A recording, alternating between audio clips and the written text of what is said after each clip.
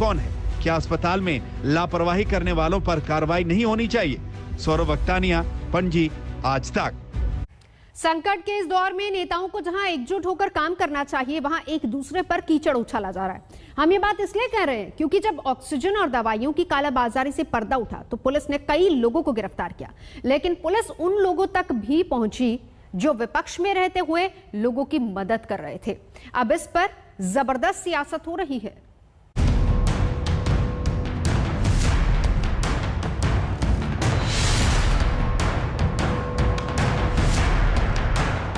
लोग सांसों के लिए तड़प रहे हैं, ऑक्सीजन के लिए मर रहे हैं, लेकिन सियासत को ऑक्सीजन का ओवरडोज जरूर मिल गया है।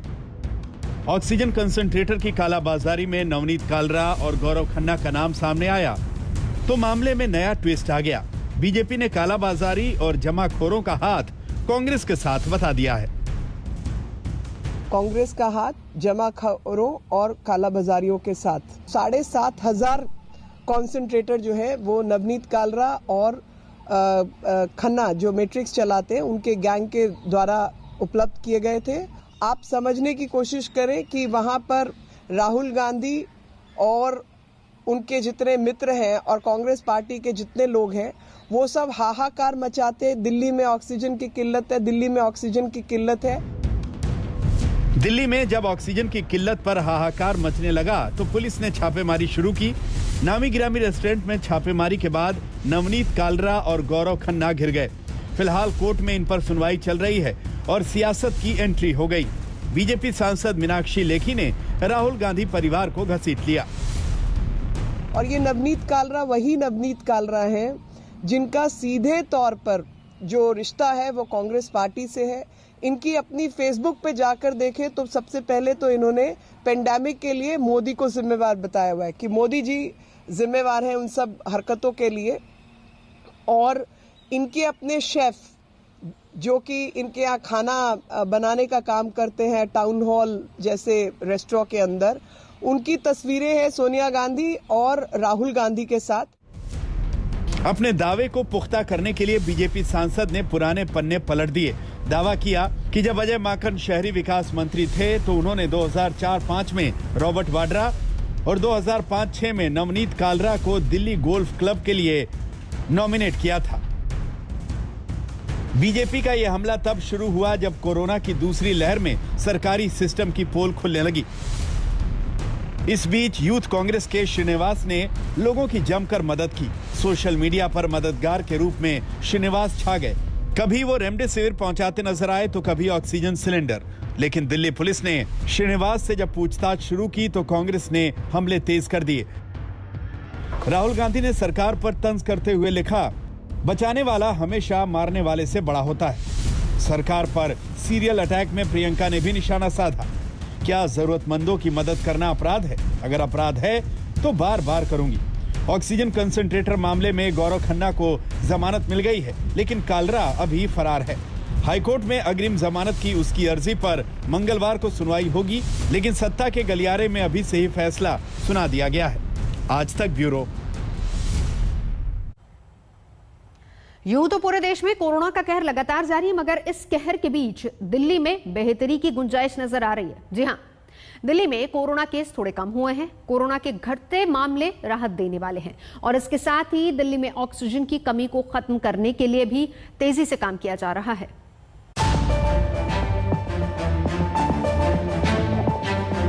तो दिल्ली में धीरे धीरे कोरोना कम हो रहा है। भगवान से यही प्रार्थना है कि ये इसी तरह से कम होते होते पूरी तरह खत्म हो जाए।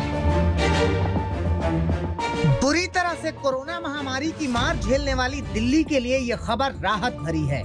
सरकार की तमाम कोशिशें और लॉकडाउन अपना असर दिखा रहे हैं और राजधानी में कोरोना के नए केस तेजी से कम हो रहे हैं। बीते 24 घंटे में दिल्ली में कोरोना के 6,430 नए मामले सामने आए, जबकि 337 मरीजों की 24 घंटे के भीतर मौत हुई। आज कोरोना के केस और भी कम आए हैं। पिछले 24 घंटों में 6,500 केस आए हैं। कल 8,500 केस आए थे, आज 6,500 केस आए हैं।